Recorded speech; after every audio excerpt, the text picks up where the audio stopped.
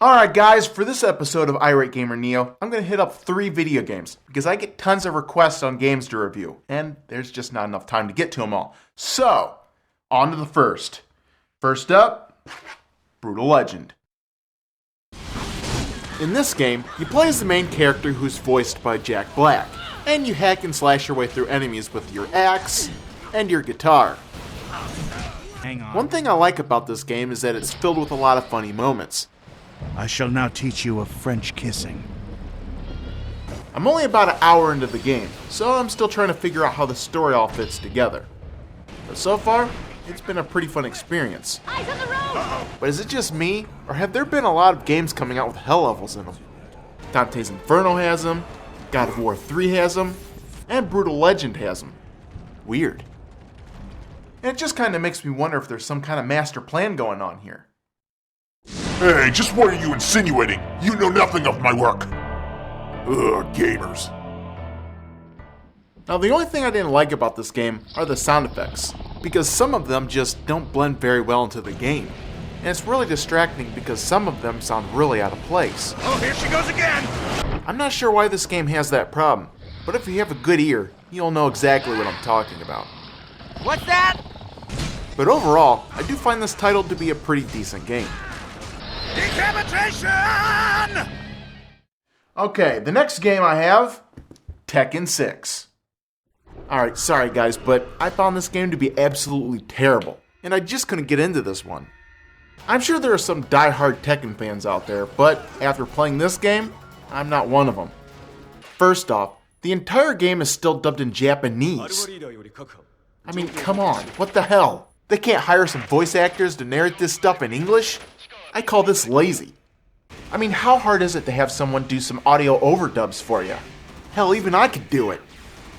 Hey you there, go fetch me the morning paper. What?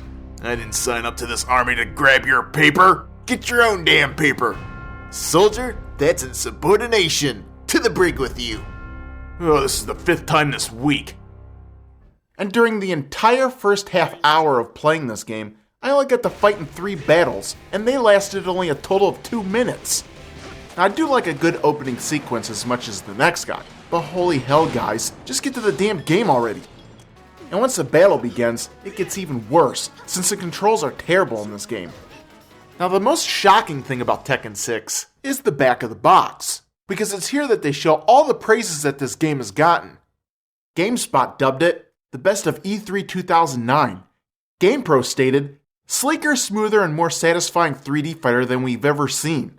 Even Game Informer called this game near gaming perfection. Near gaming perfection? Am I missing something here? I mean, what the hell are all these guys smoking? We can't be talking about the same game here, because this isn't gaming perfection. I'm really wondering who the hell got paid off here, because I wasn't included in that loop. Hey, show me the money, and I'll say this is the best game ever made.